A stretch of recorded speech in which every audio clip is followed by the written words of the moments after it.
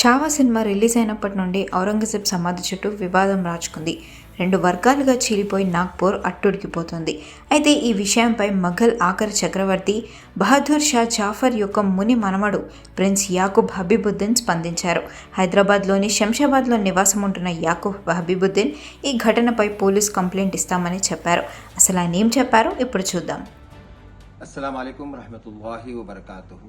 मैं प्रिंस याकूब हबीबुद्दीन तुसी बहादुर शाह जफर का पड़पोतरा जानशीन आलमगीर औरंगजेब रहमतुल्लाह अलैह मुतवली और केयरटेकर औरंगजेब की मज़ार का मुतवली और केयरटेकर की हैसियत से मुल्क में जो आज औरंगजेब की मज़ार को लेकर जो हंगामा हो रहा है, जो फिसादें पैदा हो रही है, उसी सिलसिले में हमने प्रेसिडेंट ऑफ इंडिया को एक रिप्रेजेंटेशन भेजा है। हमने लेटर में प्रेसिडेंट ऑफ इंडिया को औरंगजेब की मज़ार की हिफाजत करने के लिए बोला है, क्योंकि कॉन्स्टिट्यूशन के हिसाब से Asian monuments and archaeology sites and remix act 19 के मुताबिक इसको तोड़ना या हटाना या नुकसान पहुंचाना गैर कानूनी है। एशियन मॉन्यूमेंट्स के मुताबिक इसकी मज़ार की ड्यूरल ओनरशिप है एएसआई और वक्फ बोर्ड 51 आर्टिकल 51A 104 के मुताबिक इसको किसी किस्म का नुकसान पहुंचाना गैर कानूनी है। इस पूरी फिसाद की जड़ जो है फिल्म छावा की वजह से जो आज देश में माहौल ख़राब हुआ है, उस पर भी हम जो है प्रोड्यूसर और डायरेक्टर के खिलाफ जल्द जो है केस फाइल करने वाले हैं। और तमाम हिंदुस्तान को मैं ये बताना चाहता हूं कि आलमगीर औरंगजेब रहमतुल्लाह अलैह एक इंसाफ पसंद बादशाह थे, क्योंकि हिस्ट्री के साथ बहुत छेड़छाड़ किया गया है। क्योंकि आप सबको मालूम है, अगर वो ऐसे कट्टरपंथी रहते तो एलोला एजेंटा में आज एक भी, क्योंकि खुलदाबाद से एलोरा जनता 5 किलोमीटर पे है और वहां पर कई मूर्तियां जो हजारों साल पुरानी जो है 100 साल पुरानी मूर्तियां हैं, तो वहां पर एक भी मूर्ति नहीं रहती थी। तो औरंगजेब का जो किरदार था वो किसी मजहब के साथ नहीं था। और सबसे बड़ी बात मैं आपको बता दूं कि औरंगजेब ने हर मजहब का एहतराम और इज्जत की है। उन्होंने सबसे ज्यादा मुगल बादशाहों में सबसे ज्यादा जो मंदिरें दी हैं वो औरंगजेब आलमगीर है। कम से कम 100 से ज्यादा मंदिर उन्होंने दिया है। जिस तरह की जो मिसाल जो है, जिसमें आसाम का कामाख्या मंदिर, उज्जैन का महाकाल मंदिर, ऐसे कई मंदिरों ने आलमगीर औरंगजेब ने दिया है। तो जो शख्स मंदिरों के लिए, और इसके फरमान हर जगह मौजूद है, ये हिस्ट्री को डिस्ट्रॉय किया जा रहा है। एक दंगा फसाद हिंदुस्तान के मुल्क के अंदर एक औरंगजेब को लेकर जो है, उनकी मज़ार को लेकर जो है एक सियासत खेली जा रही है। तो मैं हिंदू और मुसलमान हिंदू भाइयों से भी कहूंगा कि आप इतिहास के पढ़ने पड़े। ये घटिया नेता जो भी है, ये जो लड़ाई थी, शिवाजी महाराज हो या कोई भी बादशाह हो, ये बादशाह की लड़ाई थी। यहाँ पर कोई जो है हिंदू और मुसलमान की लड़ाई नहीं थी। जिस तरह पे मैं बता रहा हूँ आपको, कि हम आपको बताना चाहते हैं कि देखिए, एक बादशाह की लड़ाई थी। और सबसे ज्यादा जो है फौज में, औरंगजेब की फौज में जो हाई कमांड्स पे थे, फाइनेंस मिनिस्टर रहिए, जो हिंदू राजपूत थे, हिंदू लोग थे। और शिवाजी महाराज की जो फौज में थे वो मुसलमान थे। तो यहाँ पर जो है हिंदू और मुसलमान की लड़ाई नहीं थी, बादशाह की लड़ाई थी। अब रहा खैत का सवाल, उस जमाने में होता ये था कि बादशाह जहां पर फतेह करते थे वहां के बादशाह को कैद कर लेते थे। सबसे बड़ी मिसाल तानेशाह है, जो दक्कन का बादशाह थे। अब आप सबको मालूम है हिस्ट्री में, तानेशाह जो है जिस जमाने में महाराष्ट्र बहुत, दक्कन जो है बहुत बड़ा था, जिसमें मराठवाड़ा भी आता था।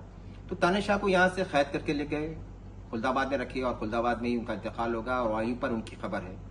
तो शिवाजी महाराज की और जो औरंगजेब की जो लड़ाई है वो हिंदू और मुसलमान की लड़ाई नहीं, बादशाह की लड़ाई थी। सबसे खास बात ये है कि जब शिवाजी महाराज को कैद किया था, जब तानेशाह को कैद किए थे, बादशाह को जैसे कहते हैं वैसे उन्होंने भी कैद किया है। शिवाजी महाराज ने आजम खान को पूना में अरेस्ट किया, उनकी हथेलियां निकाल दी। ये किसने, हिस्ट्री ने बताया, क्योंकि वो उस जमाने में होता था। फिर शिवाजी महाराज ने ही उनकी खबर, उनका अंतिम संस्कार, उनका इंतकाल होने के बाद जो तदफीन होती है, आजम खान की तदफीन शिवाजी महाराज ने किया है। और शिवाजी महाराज के बेटे जो शाहूजी थे, उनका पालन पोषण किसने किया? औरंगजेब। उनका कन्यादान किसने किया? औरंगजेब ने। और सबसे खास बात, 5000 अशरफियां उनकी शादी में अपनी जेरे सरपरस्ती में उनका निकाह, उनका जो होता है हिंदुओं की रीति रिवाज के बाद कन्यादान जो किया है, उसमें जो वो थे साथ में, ये इतिहास के पन्नों बताया जाता है। आप उसके बाद उनका कन्यादान किए, उनके 5000 अशरफियां तोहफा दिए, शनाई बजाई गई। तो एक बादशाह इतना कट्टर होता तो एक बादशाह के बेटे को क्यों 18 साल जो है कैद नहीं थी? एक होता था, उनकी बीवी जो थी वही उनके पैलेस में थी। अगर ऐसा हो, इतने कट्टर होते तो बच्चे के साथ, शाहूजी के साथ जितना बड़ा जुल्म करते थे, वो तो कन्यादान किए।